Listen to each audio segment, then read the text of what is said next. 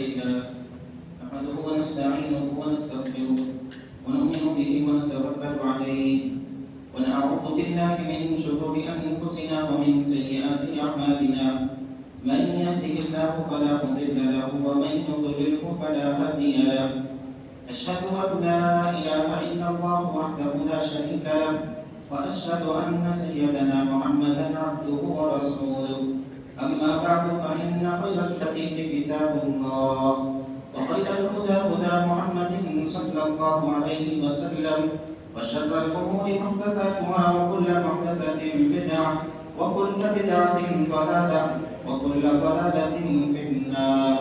أعوذ بالله السميع العليم من الشيطان الرجيم من همزه ونفخه ونفثه. بسم الله الرحمن الرحيم.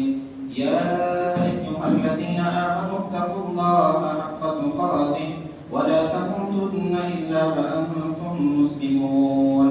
يا أيها الناس اتقوا ربكم الذي خلقكم من نفس واحدة وخلق منها زوجها وبث منهما رجالا كثيرا ونساء واتقوا الله الذي تساءلون به والأرحام إن الله كان عليكم رقيبا. يا أيها الذين آمنوا اتقوا الله وقولوا قولا سديدا يصلح لكم أعمالكم ويغفر لكم ذنوبكم ومن يطع الله ورسوله فقد فاز فوزا عظيما. وقال الله تبارك وتعالى في موضع آخر. بسم الله الرحمن الرحيم. قاف والقرآن المجيد بل عجبوا أن جاءهم منذر منهم فقال الكافرون هذا شيء عجيب أإذا متنا وكنا ترابا ذلك رجع بعيد قد علمنا ما تنقص الأرض منهم وعندنا كتاب حفيظ بل كذبوا بالحق لما جاءهم فهم في أمر مريج أفلم ينظروا إلى السماء فوقهم كيف بنيناها وزيناها وما لها من فروج والأرض مددناها وألقينا فيها رواسي وأنبتنا فيها من كل زوج بهيج تبصرة وذكرى لكل عبد منيب. وقال الله تبارك وتعالى في موضع آخر. ما أصابك من حسنة فمن الله وما أصابك من سيئة فمن نفسك قل كل من عند الله فما لهؤلاء القوم لا يكادون يفقهون حديثا. محترم بزرگوں، نوجوان ساتھیوں، مردانشین خواتین اسلام، تمام تعریف و توصیف، حمد و ثنا، بڑائی و کبریائی، تسبیح و تحمید اللہ وحدہ لا شریک کے لیے لائق و زیبا ہے، جو خالق کائنات، خالق ارض و سما ہے. وہی اللہ ہے جو حاجت روا ہے، وہی اللہ ہے جو مشکل کشا ہے، وہی اللہ ہے جو غوث اعظم ہے، وہی اللہ ہے جو دستگیر ہے، گنج بخش ہے، داتا ہے. اسی کے ہاتھ میں سارے اختیارات ہیں. وہی قادر مطلق اور مختار کل ہے. سبحان اللہ و بحمدہ سبحان اللہ العظیم. سبحان اللہ و بحمدہ عدد خلقہ ورضا نفسہ وزنۃ عرشہ ومداد کلماتہ. بعدہ لاکھوں کروڑوں درود ہو تمام انبیاء کرام علیہم الصلاۃ والسلام پر بالعموم اور بالخصوص جناب محمد رسول اللہ صلی اللہ علیہ وسلم پر صلوات اللہ علیہ وسلم علیہ.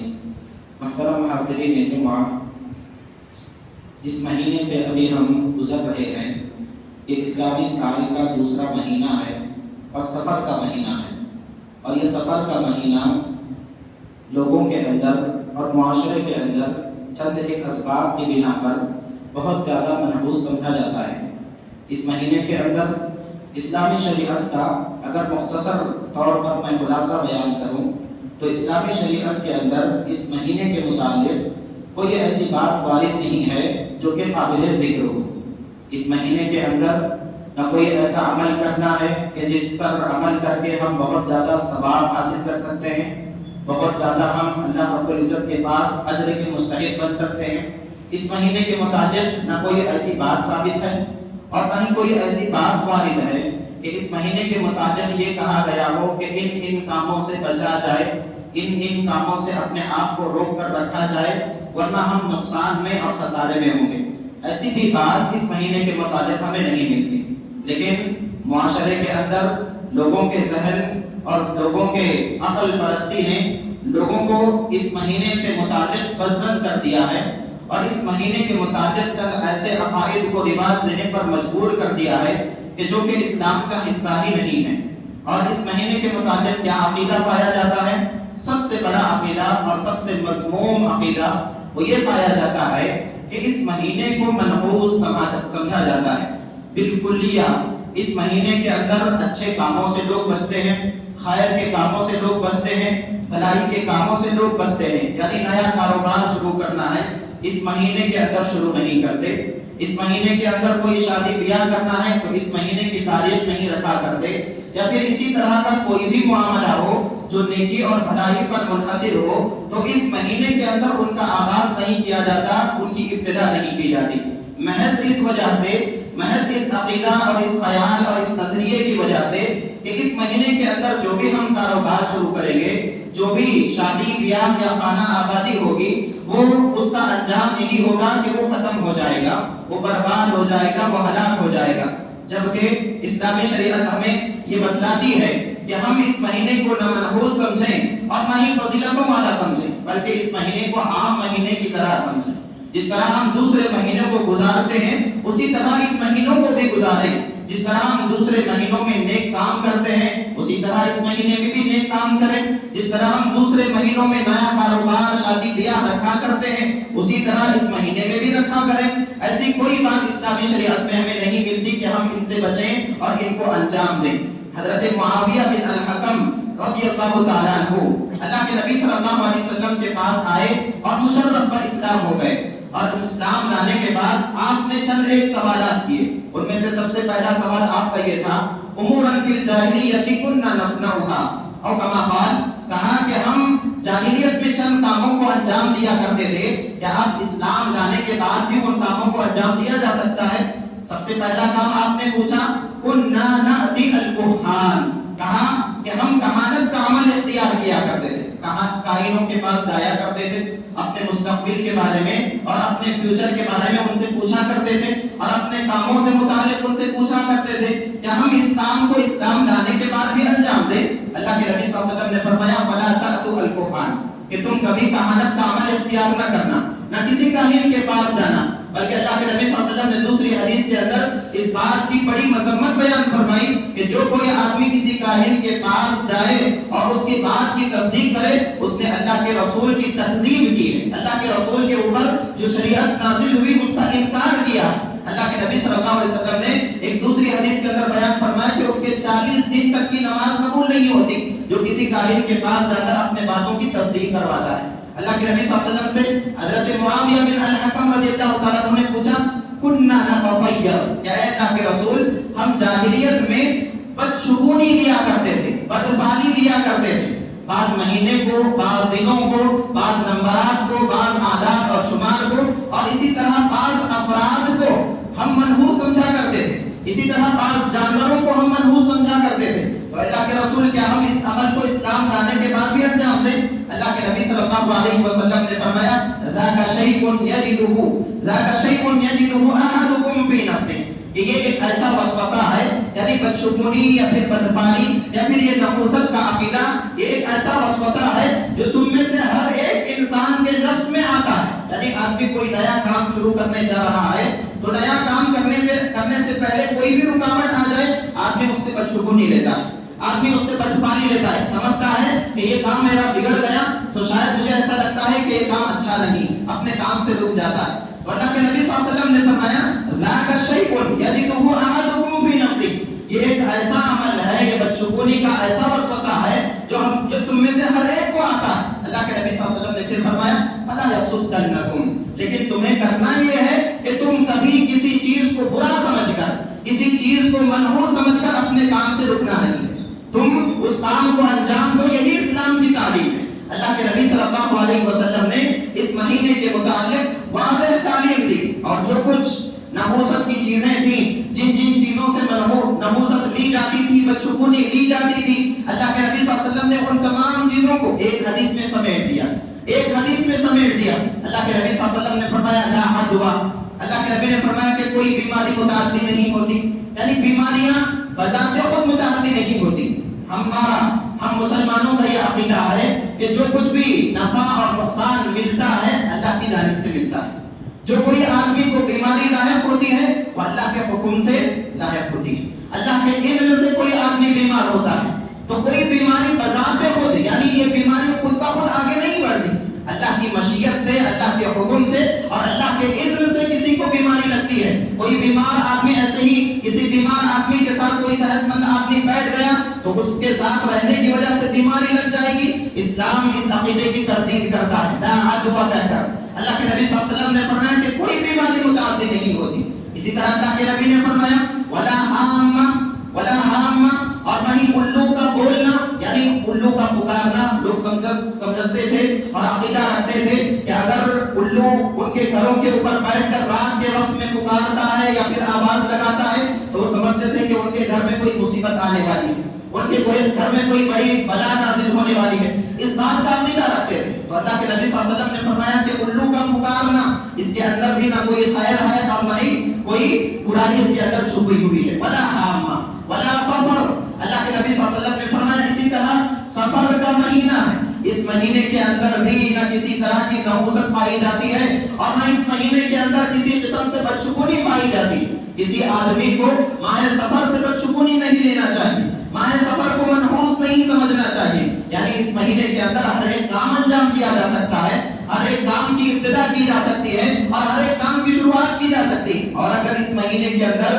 کوئی بلا نازل ہوئی، کوئی مصیبت آدمی کے اوپر آ گئی تو انسان یہ نہ سمجھے کہ مہینہ یہ سفر چلنے کی وجہ سے آئی ہے، بلکہ یہ سمجھے کہ اللہ کے حکم کی وجہ سے آئی ہے، اللہ کے اذن کی وجہ سے آئی ہے، اللہ رب العزت کے مشیت کی وجہ سے آئی ہے۔ اسی لیے اللہ کے نبی صلی اللہ علیہ وسلم جب مبعوث ہوئے مکہ کے اندر تو اللہ کے نبی صلی اللہ علیہ وسلم نے ان تعلیمات کی تردید کر دی، کہا لا عدوہ ولا طیرۃ ولا حامۃ ولا سفر۔ اسی طرح ایک اور بات اللہ کے نبی نے حدیث کے اندر بیان فرمائی ولا طیرہ، اللہ کے نبی نے فرمایا کہ لوگ اس مہینے کے اندر یا پھر کسی کام کی ابتدا سے پہلے پرندوں کو اڑا کر دیکھا کرتے، اگر پرندہ دائیں طرف جاتا تو اس سے نیک پانی لیا کرتے، خیر سمجھتے، اور اگر پرندہ بائیں طرف اڑ کر جاتا تو اس سے بد پانی لیا کرتے اور اپنے کام سے رک جایا کرتے۔ اللہ کے نبی صلی اللہ علیہ وسلم نے فرمایا کہ اس کے اندر بھی اس عقیدے کی بھی اللہ کے نبی صلی اللہ علیہ وسلم نے تردید فرمائی۔ ولا طیرہ، اصل میں اس مہینے کو منحوس سمجھنے کی وجہ کیا ہے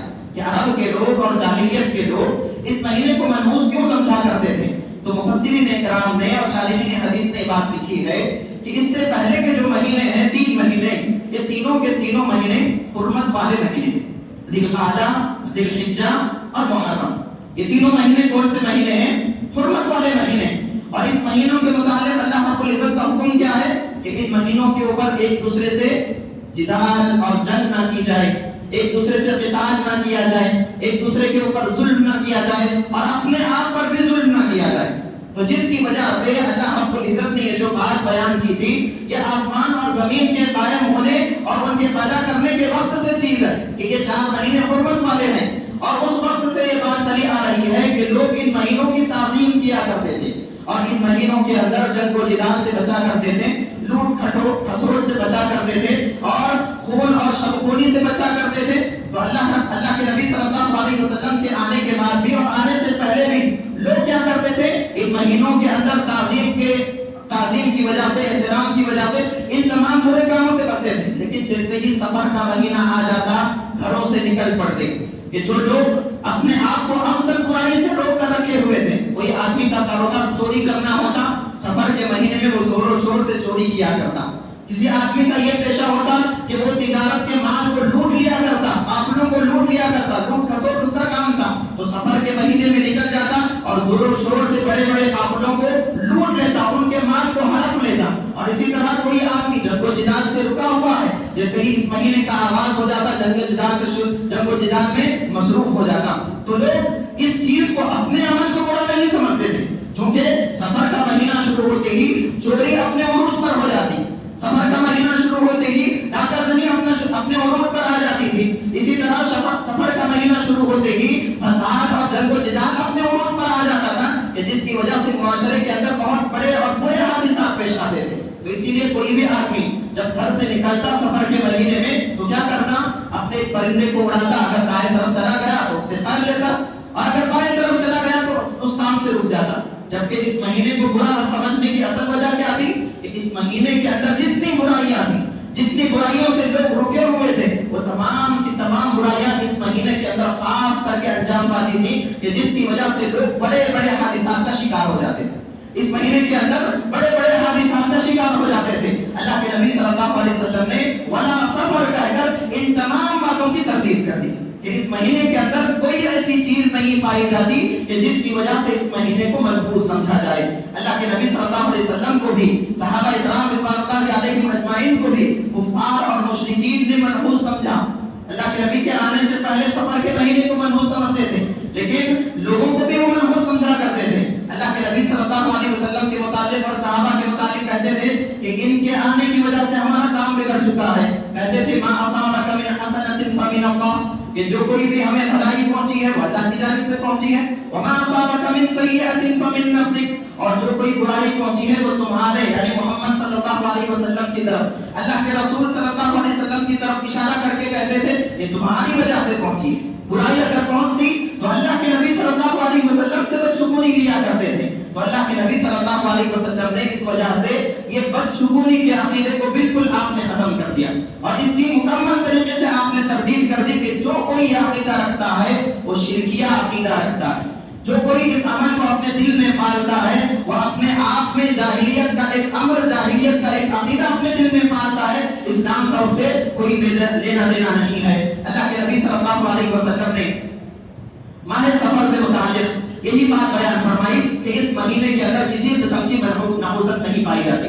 یہ جو حدیث میں نے آپ کے سامنے ذکر کی، لا عدوى ولا طیرہ ولا حامۃ ولا سفر، کہ کوئی بیماری متعدی نہیں ہوتی، الو کا بولنا یا کسی طرح کی بدشگونی اس کے اندر نہیں پائی جاتی، اور سفر کا مہینہ اس کے اندر کوئی کسی طرح کی بدشگونی نہیں ہے. یہ جو لا عدوى کا جو لفظ ہے کہ اللہ کے نبی نے فرمایا کہ کوئی بیماری متعدی نہیں ہوتی. ہاں کوئی بیماری بذات خود نہیں پھیلتی، لیکن ایک حدیث کے اندر آپ نے فرمایا، کہا اللہ کے نبی صلی اللہ علیہ وسلم نے فر من المجذوم کما تفر من الاسد، اور کما قال علیہ الصلوۃ والسلام کہ جب کبھی تم کسی مجذوم یعنی جذام کی بیماری میں مبتلا شخص کو دیکھو تم اس سے ایسے ہی بھاگو جیسے شیر کو دیکھ کر بھاگتے ہو.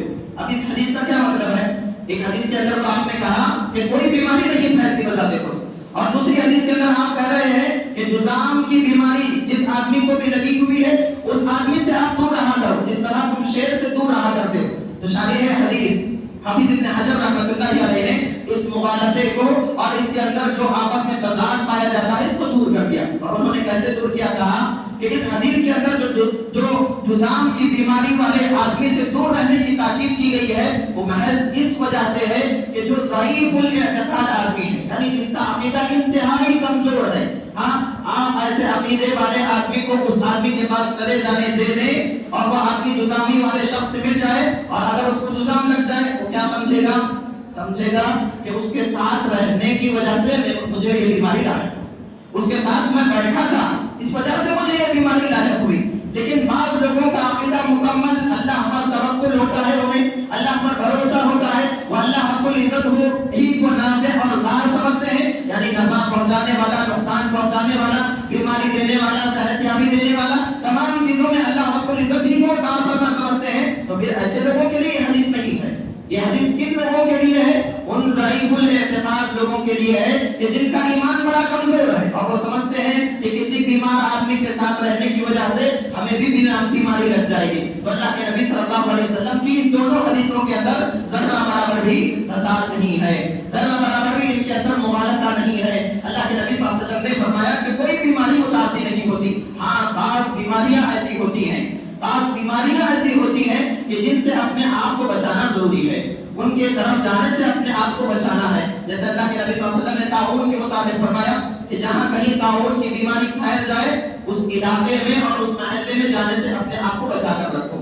اللہ کے نبی صلی اللہ علیہ وسلم نے یہ بات ویسے ہی بیان فرمائی جیسے اللہ نے بیان فرمائی. جیسے اللہ رب العزت نے کہا وَلَا تُلْقُوا بِأَيْدِيكُمْ إِلَى التَّهْلُكَةِ، کہ اپنے آپ کو خود ہلاکت میں نہ ڈالو. اپنے پیر پر کلاڑی مارنا، آپ نے سنا ہوگا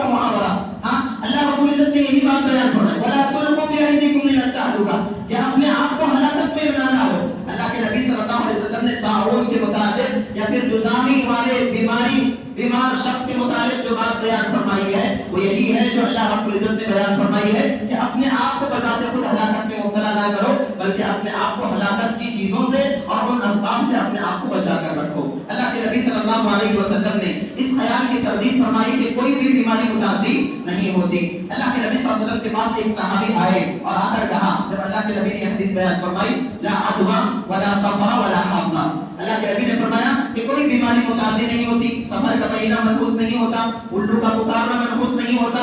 تو اللہ کے نبی کے پاس ایک صحابی رسول آئے اور آ کر کہا، قال الاعرابی ما بال ابلی، اے اللہ کے رسول پھر میرے اونٹ کا کیا معاملہ ہے؟ پھر کہا تقول فی الرمل کانها الضبع، کہ وہ ایک ایسے ریور میں رہتی ہے وہ جو ہڈے کٹے ہیں، صحت مند ہے، لیکن فیاتی البعیر الاجرب، اس ریور کے اندر یعنی ان اونٹوں کے اندر جو صحت مند ہے، اچانک سے ایک ایسی اونٹ آ جاتی ہے جو خارش زدہ ہے، یعنی کھجلی کی بیماری ہے اسے، اور وہ خارش زدہ اونٹنی صحت مند اونٹنیوں کے درمیان آ جاتی ہے، فیدخل بینها فیجربها، اور آ کر دوسری اونٹنیوں کو بھی خارش زدہ کر دیتی ہے، دوسری اونٹنیوں کو بھی اپنی کھجلی کی بیماری لگا کر چلی جاتی ہے۔ اللہ کے نبی صلی اللہ علیہ وسلم سے صحابی نے پوچھا کہ اللہ کے رسول یہ کیا معاملہ ہے کہ تمام اونٹنیاں ایک طرف ہیں جو صحت مند ہیں، لیکن ایک بیمار اونٹنی ان کے اندر شامل ہوتی ہے تو دوسرے کو بیمار کر دیتی ہے، تو کیا بذات خود بیماری متعدی نہیں ہے؟ یہاں پر سمجھ میں نہیں آ رہا کہ بذات خود بیماری لگ جاتی ہے کسی کو؟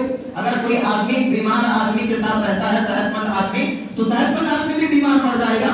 ہاں کوئی صحت مند جانور ہے، بیمار جانور کے ساتھ اگر رہتا ہے تو وہ صحت مند جانور بھی بیمار پڑ جائے گا۔ تو اللہ کے نبی صلی اللہ علیہ وسلم نے فرمایا فمن احد الاول، کہا اللہ کے نبی صلی اللہ علیہ وسلم نے تمہاری بات درست ہے، یقیناً تمہارا سبق مجھے سمجھ میں آ رہا ہے، لیکن جو پہلے جو بیمار ہوئی تھی اونٹنی، جس کو خارش پہلے سے تھی، اس کو کس نے بیمار کیا؟ وہ جو پہلے بیمار ہوئی اونٹنی تھی، وہ خارش زدہ اونٹنی، اس کو کس نے بیمار کیا؟ ہاں یہاں پر تو سبب آپ کو معلوم ہو رہا ہے، یہاں پر تو کوئی سبب نہیں ہے سوائے تقدیر کے، ہاں کہ پہلی اونٹنی کو بیمار کرنے والا اللہ رب العزت ہے، تو اس دوسری اونٹنی کو بیمار کرنے والا بھی اللہ ہی ہے۔ ہاں پہلی اونٹنی کو اگر بیماری لگی ہے وہاں پر اللہ کی مشیت کار فرما ہے، یہاں پر دوسری اونٹنی اگر بیمار ہوئی ہے وہاں پر بھی اللہ ہی کی مشیت کار فرما ہے۔ یہ آدمی ہرگز نہ سمجھے کہ پہلا آدمی آیا تھا، بیمار آدمی آیا تھا، اس کے ساتھ بیٹھنے کی وجہ سے بیماری لگ گئی ہے۔ اگر کسی آدمی کے پاس یہ خیال پایا جاتا ہے، وہ جاہلی رسم و رواجات میں یا پھر جاہلی نظریات میں پلتا ہے، اپنے آپ کو ان شرکیہ عقائد سے پاک کرے کہ کوئی بھی صحت مند آدمی بیمار آدمی کے ساتھ بیٹھنے کی وجہ سے ہرگز بیمار نہیں ہوتا، الا یہ کہ اللہ کی مشیت وہاں پر کار فرما ہو۔ اللہ کے نبی صلی اللہ علیہ وسلم نے اس مہینے کو جو سفر کا مہینہ ہے منحوس قرار دیا، لیکن اس کے باوجود آج بہت سارے لوگ مسلم معاشرے کے اندر ایسے پائے جاتے ہیں جو سفر کے مہینے کی 13 دنوں کو سفر کے ابتدائی 13 دنوں کو منحوس سمجھتے ہیں، اور 13 تیزی ایک عقیدہ ہے، باقاعدہ طور پر ایک طرز کے ساتھ رواج کی ہے معاشرے کے اندر پائی جاتی ہے، 13 تیزی کا عقیدہ رکھتے ہیں، یعنی ان 13 دنوں کے اندر مصیبتیں بلائیں پریشانیاں انسان کے اوپر نازل ہوتی ہیں، لہذا آدمی ہر اچھے کام سے اپنے آپ کو بچا کر رکھے، ہاں ہر اچھے کام سے اپنے آپ کو، خیر کے کام سے اپنے آپ کو بچا کر رکھے، ان کے اندر انجام نہ دے۔ تو لہذا یہ جو 13 تیزی کا عقیدہ ہے جو پایا جاتا ہے، یہ کہاں سے آیا ہے؟ اگر آپ ان لوگوں سے پوچھیں جو یہ عقیدہ رکھتے ہیں 13 تیزی کا، تو وہ لوگ کہیں گے کہ ان دنوں کو منحوس سمجھا جاتا ہے۔ اس کی وجہ یہ ہے کہ ماہ سفر کے 13 دنوں میں اللہ کے نبی صلی اللہ علیہ وسلم بیمار تھے۔ اللہ کے نبی صلی اللہ علیہ وسلم کے بیماری کا سبب ہے کہ جو اللہ کے نبی صلی اللہ علیہ وسلم بیمار ہوئے تو اور شفا یاب نہ ہو سکے، اور ماہ سفر میں اللہ کے نبی صلی اللہ علیہ وسلم بیمار ہوئے تھے، جس کی وجہ سے ہم کیا کرتے ہیں 13 دنوں کو منحوس سمجھتے ہیں۔ جبکہ اگر تاریخ اٹھا کر پڑھی جائے اور مضبوط اور موضوعہ حوالے اٹھا کر پڑھے جائیں، یعنی اتھینٹک حوالے اٹھا کر اگر پڑھے جائیں، تو یہ بات معلوم ہوتی ہے کہ اللہ کے نبی صلی اللہ علیہ وسلم بیمار یقیناً ہوئے تھے سفر کے مہینے میں، لیکن سفر کی 29 تاریخ کو بیمار ہوئے تھے، سب سے آخری دن سفر کے 29 تاریخ کو اللہ کے نبی بیمار ہوئے تھے، اور یقیناً آپ 13 دن بیمار رہے، لیکن اس میں ایک ہی دن سفر کے مہینے کا دن آتا ہے، باقی جو 12 دن ہے وہ کون سے دن ہیں؟ ربیع الاول کے۔ اللہ کے نبی صلی اللہ علیہ وسلم کی بیماری کی ابتدا ہوئی سفر کی 29 تاریخ سے، اور اللہ کے نبی صلی اللہ علیہ وسلم بیمار رہے یہاں تک کہ 12 ربیع الاول کو آپ اللہ کو پیارے ہو گئے، یہاں تک کہ آپ 12 ربیع الاول کو اس دنیا سے رخصت ہو گئے۔ یہ جو عقیدہ ہے 13 تیزی کا عقیدہ، اس کی کوئی بنیاد نہیں ہے، اس کی کوئی بنیاد نہیں ہے، اس کی کوئی حقیقت نہیں ہے۔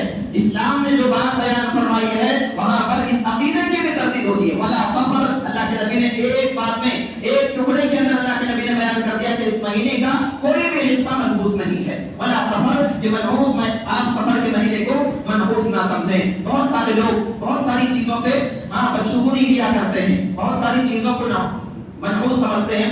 यानी बदशुगुनी की मुख्तलिफ सूरतें, सिर्फ सफर का महीना नहीं है। पांच लोग समझते हैं कि सुबह सवेरे अगर कोई मामूर आदमी उनके दुकान पर आ गया, सबसे पहला ग्राहक वही है, तो समझते हैं कि उनका वो पूरा दिन मनहूस जाएगा, उनका वो पूरा दिन क्या है, नहूसत वाला होगा। यानी कोई लंगड़ा आदमी, लूला आदमी, कोई अंधा आदमी सुबह सवेरे आपकी दुकान पर आया और पहला ग्राहक है, तो बात लोग क्या समझते हैं कि ये माजूर आदमी आने की वजह से मेरा पूरा दिन बिगड़ जाएगा, ये मेरा पूरा दिन क्या हो जाएगा, खराब हो जाएगा, कारोबार ठप पड़ जाएगा। ये भी क्या है, अल्लाह के नबी सल्लल्लाहु अलैहि वसल्लम ने इस चीज से भी मना फरमाया। अल्लाह के नबी ने फरमाया कि किसी चीज के अंदर नहूसत नहीं है। फिर अल्लाह के नबी सल्लल्लाहु अलैहि वसल्लम की ये हदीस, एक टुकड़ा आप रखिए उन लोगों के सामने भी जो इन चीजों से नहूसत लेते हैं। आंखों का भड़कना, हरकत से बदशुगुनी लेते हैं। आंखें अगर भड़क रही हैं मुसलसल तेजी से, तो समझते हैं कि कोई बुराई आने वाली है। कान अगर बज रहे हैं, समझते हैं कि कोई मुसीबत नासिल होने वाली है। या फिर शादी ब्याह के मौके पर घर में अगर प्याला टूट गया, समझते हैं कि ये शादी ज्यादा देर तक नहीं चलेगी। चराग अगर बुझ गया, ज्यादा देर तक शादी कायम नहीं रहेगी। न जाने कैसे कैसे गलत रसूम और रिवाजात माशरे के अंदर पाए जाते हैं। अल्लाह के नबी सल्लल्लाहु अलैहि वसल्लम ने ये हदीस के अंदर ये भी बात बयान फरमाई, वला अतियारा, कि किसी चीज के अंदर नहूसत नहीं है। वो शादी ब्याह के मौके पर अगर प्याला टूट गया है, हड़बड़ाहट में, जल्दबाजी में टूट गया है, ये नहीं कि इस शादी के अंदर कोई बरकत नहीं है, ऐसी कोई बात नहीं है। इसी तरह कानों का फड़फड़ाना, इसके अंदर भी नफ्सी कोई बीमारी होगी, नफ्सी कोई अमल दखल होगा इंसान की नफ्सियात का।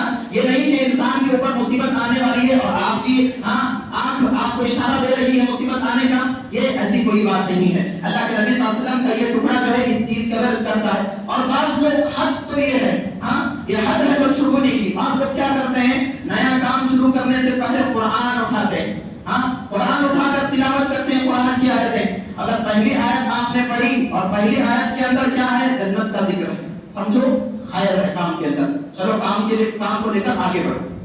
बाज़ लोग क्या करते हैं, कुरान उठाकर पढ़े और अगर उसके अंदर जहन्नम का जिक्र है, यानी बुराई है, काम से रुक जाओ। सुभान अल्लाह। कैसी कैसी चीजें और कैसे कैसे नजरियात माशरे के अंदर पाए जाते हैं। ये बदशुगुनी की सूरतें, आपको ताज्जुब नहीं होना चाहिए। बहुत सारे लोग इन चीजों को अपनाते हैं और करते हैं अपने मामूलाती जिंदगी में। लिहाजा ऐसी तमाम की तमाम सूरतें जो बदशुगुनी की हैं, यानी जिनको मनहूस समझा जाता है, अल्लाह के नबी सल्लल्लाहु अलैहि वसल्लम की हदीस का ये एक टुकड़ा, वाला अतियारा, कि किसी चीज के अंदर नहूसत नहीं है, उन तमाम चीजों की तरदीद करता है। पांच लोग पांच नंबरात को अपने लिए फेवरेट समझते हैं, अपने लिए पसंद फरमाते हैं, और पांच नंबरात को अपने लिए नापसंद करते हैं। जहां कहीं भी जाते हैं अपना वो नंबर खास लिखते हैं। जहां कहीं भी जाते हैं ऐसे नंबरात से बचने की कोशिश करते हैं। जैसा कि ईसाई लोग 13 के नंबर को मनहूस समझते हैं। उनका ये अकीदा है कि ये 13 का नंबर हजरत ईसा अलैहिस्सलाम के सूली पर लटकाए जाने वाक़िए की तरफ इशारा करता है। जबकि अल्लाह रब्बुल इज्जत ने क्या फरमाया, वमा क़तलूहु वमा सलबूहु वलाकिन शुब्बिह लहुम। हजरत ईसा अलैहिस्सलाम को ना इन्होंने कत्ल किया है, ना इन्होंने सूली पर लटकाया है, बल्कि उनका मुआमला तो इनके लिए तज़ब्ज़ुब में डाल दिया गया है, शशोपंज में इनको मुब्तला कर रखा गया है। यानी इनको नहीं मालूम कि उनका मामला क्या हुआ। और अल्लाह के नबी ने बयान फरमाया, राफ़िउ का इलैहि, अल्लाह रब्बुल इज्जत ने उन्हें उठा लिया है, अपनी तरफ उन्हें उठा लिया है और उनका नुज़ूल होगा क़यामत के करीब। ये हमारा अकीदा है, इस्लाम का अकीदा। लेकिन ये जो बात बताने की क्या है, ये जो 13 का जो नंबर है या फिर 420 का जो नंबर है, इन नंबरात को मनहूस समझना, इस्लाम इसकी भी तरदीद करता है। वला अतियारा, कि किसी चीज के अंदर नहूसत नहीं है, ना दिनों के अंदर, ना नंबरात के अंदर,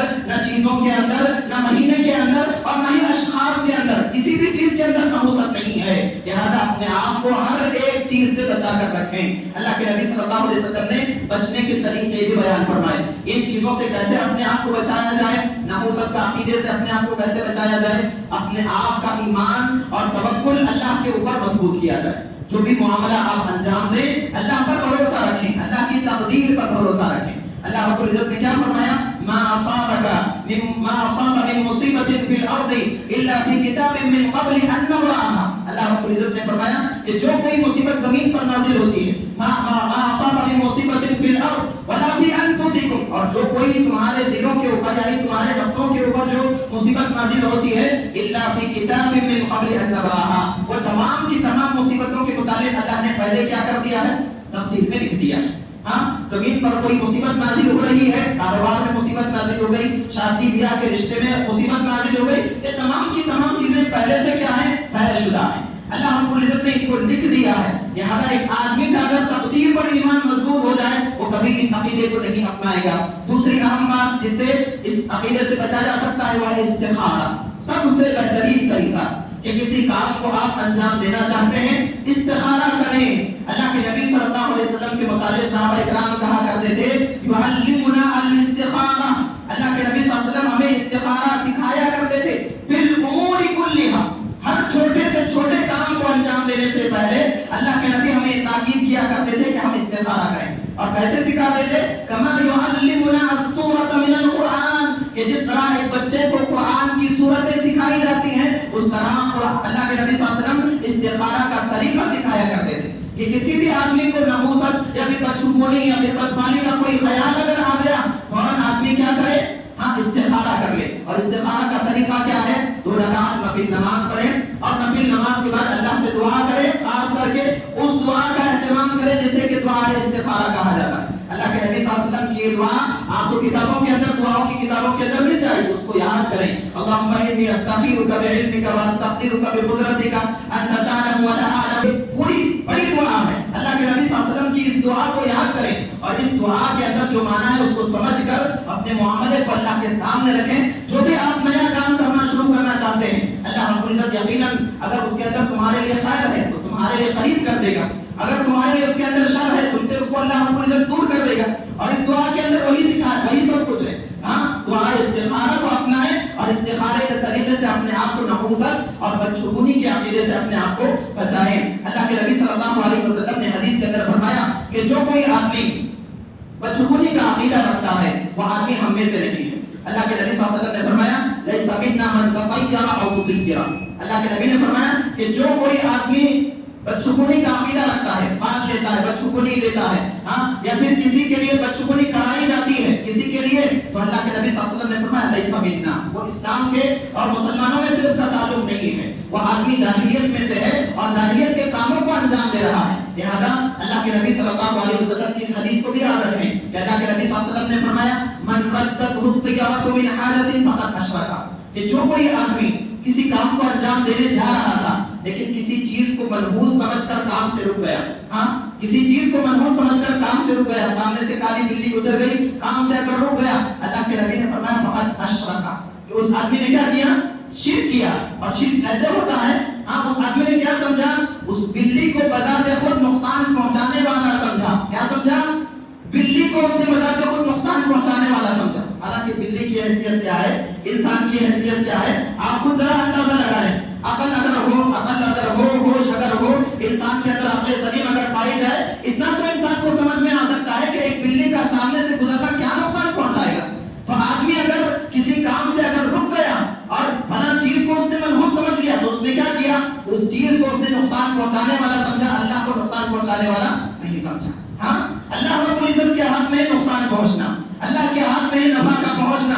इसीलिए किसी भी काम को अंजाम देने से पहले आप अल्लाह के नबी सल्लल्लाहु अलैहि वसल्लम की नमाज़ को याद रखें, इस्तिखारा किया करें। अल्लाह के नबी सल्लल्लाहु अलैहि वसल्लम ने फरमाया लोगों से मशवरा करें, नेक लोगों से मशवरा करना, इसके अंदर भी खैर है। वअमरुहुम शुरा बैनहुम, अल्लाह के नबी सल्लल्लाहु अलैहि वसल्लम ने बयान फरमाया नेक लोगों से जब भी मशवरा किया जाएगा उसके अंदर खैर और भलाई होगी। लिहाजा नेक लोगों से मशवरा किया जाए, कभी क्या है, काम नहीं बिगड़ेगा। ये तमाम की तमाम बातें माह सफर से मुताल्लिक आज मुआशरे के अंदर पाई जाती हैं। हम तमाम को चाहिए कि इन चीजों से बचें और लोगों को भी इससे बचाने की कोशिश करें। अल्लाह रब्बुल इज्जत से दुआ है कि अल्लाह रब्बुल इज्जत हम तमाम को कहने सुनने से ज्यादा अमल की तौफीक अता फरमाए। जब तक जिंदा रखे ईमान पर जिंदा रखे, खातिमा दे तो खातिमा बिल खैर अता फरमाए। बारकल्लाहु लना व इय्याकुम बिल आयाति व ज़िक्रिल हकीम, इन्नहु तआला जवादुल करीम, मलिकुन व रब्बुन गफूरुन हलीम।